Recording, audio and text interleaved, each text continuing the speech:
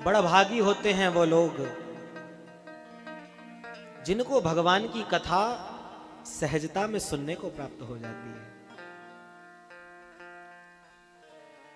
व्यास जी कहते हैं कि जब अनेक जन्म के पुण्य उदय होते हैं तब श्रीमद् भागवत कथा सुनने का सौभाग्य प्राप्त होता है।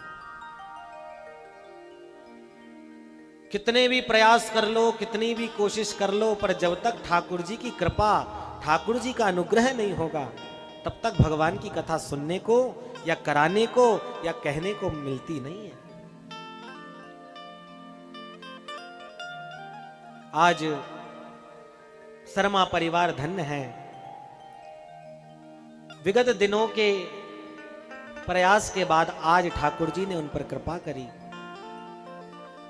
और यह श्रीमद् भागवत की पावन गंगा में गोता लगाने के लिए वह विराजमान है।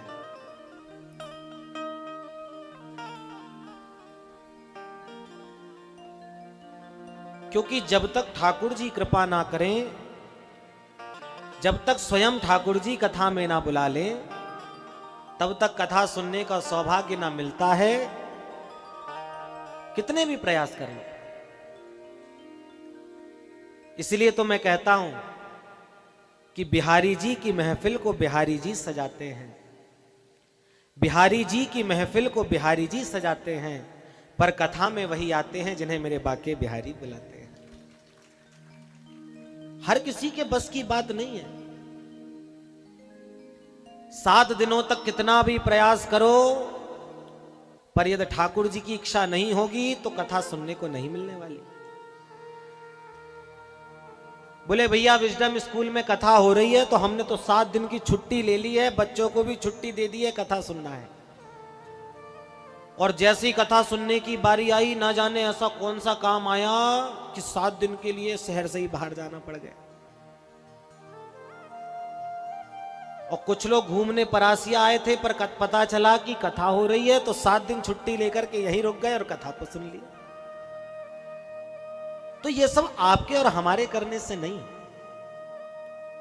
ठाकुर जी की इच्छा से होता है। जब तक ठाकुर जी स्वयं कृपा करके अपने भक्त को ना बुला लें तब तक वह संभव नहीं है। इसलिए गोस्वामी जी महाराज ने बार बार रामचरितमानस में कहा, यह सर आवत अति कठिनाई, सर आवत अति कठिनाई, यह सर आवत अति कठिनाई, सर आवत अति कठिनाई, राम कृपा बिन आव न जाए,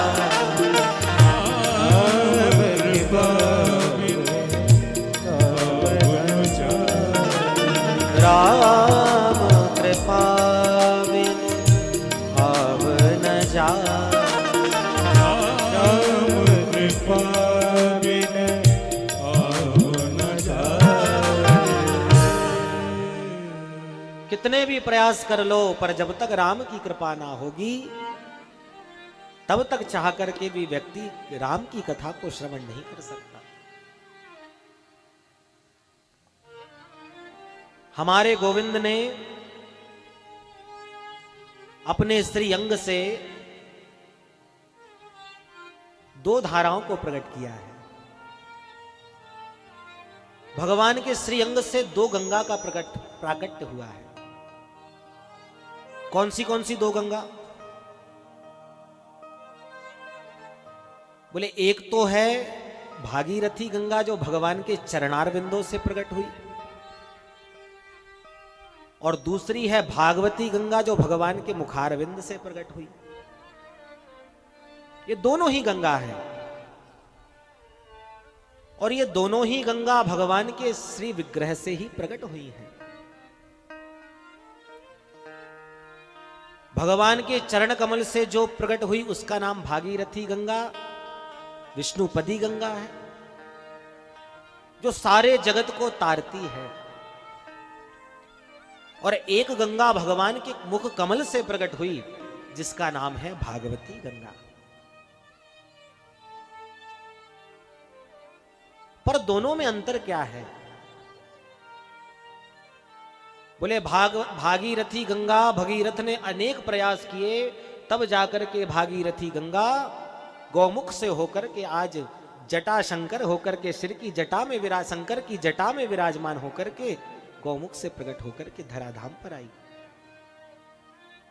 इसलिए उस गंगा का एक नाम जटा शंकरी है।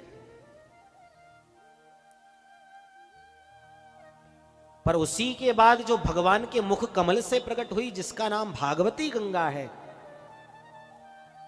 उसको भी भगवान भोलेनाथ ने धारण किया। जब वह गंगा प्रकट हुई तो भगवान भोलेनाथ ने अपने जटा में धारण करके उसको जटा शंकरी कहलाया।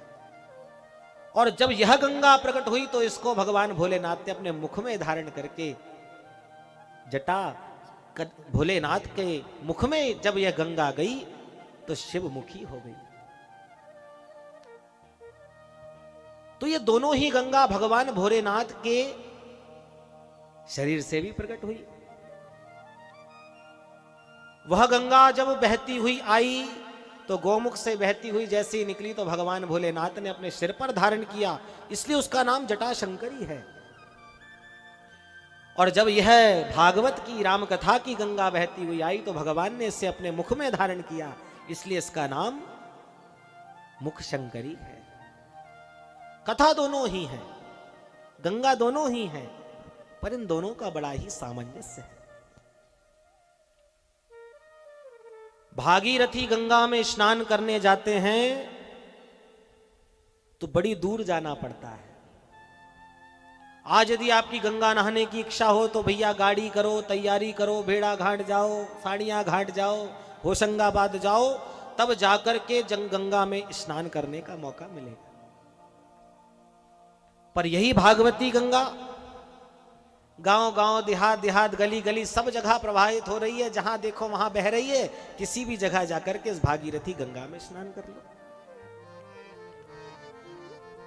पूछे रघुपति कथा प्रसंगा, पूछे रघुपति कथा प्रसंगा, पूछे रघुपति कथा प्रसंगा, पूछे रघुपति कथा प्रसंगा, सकल लोक जग पावनी गंगा, सकल लोक जग पावनी गंगा। हम विशेषण गिन रहे हैं भागवती गंगा और भागीरथी गंगा के। उस गंगा में, भागीरथी गंगा में स्नान करना हो तो तीर्थों में जाना पड़ता है, प्रयागराज में जाना पड़ता है, तब जाकर के गंगा में स्नान करेंगे, तब हमें गंगा स्नान करने का फल प्राप्त होगा। पर भागवती गंगा में यदि स्नान करना हो तो कहीं दूर जाने की जरूरत नहीं। आजकल तो यह भागवती गंगा ऐसी प्रभावित हो रही है कि गांव गांव, गली गली, देहात देहात सब जगह बह रही है। जहां जाओ वहां जाकर के गोता लगा लो। आज परासिया में बह रही है, पर 29 तारीख से हम बैतूल में बहाने लग जाएंगे। तो ये भागवती गंगा तो निरंतर प्रवाहित है। इसके लिए आपको कहीं दूर जाने की आवश्यकता नहीं, कहीं भी मिल जाती है, गोता लगा लो। भागीरथी गंगा में स्नान करने जाओ तो बड़ी सावधानी से स्नान करना पड़ता है। जैसे ही हम गंगा में स्नान करने जाते हैं तो बड़े बड़े साइन बोर्ड्स लगे होते हैं, do not going to the water, it is the very deep here. ज्यादा गहराई में मत जाना, नहीं तो डूब जाओगे। सावधानी हटी, दुर्घटना घटी। भागीरथी गंगा में स्नान करने जाने के लिए बहुत सावधानी की आवश्यकता है। ज्यादा गहरे में गए तो डूब जाओगे। पर भागवती गंगा में स्नान करने यदि बैठ जाओ तो डूबने की बात तो स्पेशल कही गई है। जितना गहरे में जाओगे उतना आनंद आएगा। गहरे पानी पैठ। भागवती गंगा में स्नान करने में जितनी गहराई में आप जाओगे उतना आनंद आएगा। भागवती गंगा में स्नान करने का आनंद अलग है। भागीरथी गंगा में जब आप स्नान करने जाओ और यदि कहीं ज्यादा गहरे में चले गए, डूब गए, तो मर जाओगे। और भागवती गंगा में आप बैठ गए और ज्यादा गहरे में डूब गए तो तर जाओगे। प्रेम से कहो श्री राधे। भागीरथी गंगा में जब स्नान करने जाते हैं तो भागीरथी गंगा हमारे तन के मैल को साफ करती है, पर भागवती गंगा में जब हम स्नान करने बैठते हैं तो यह हमारे मन को साफ करती है।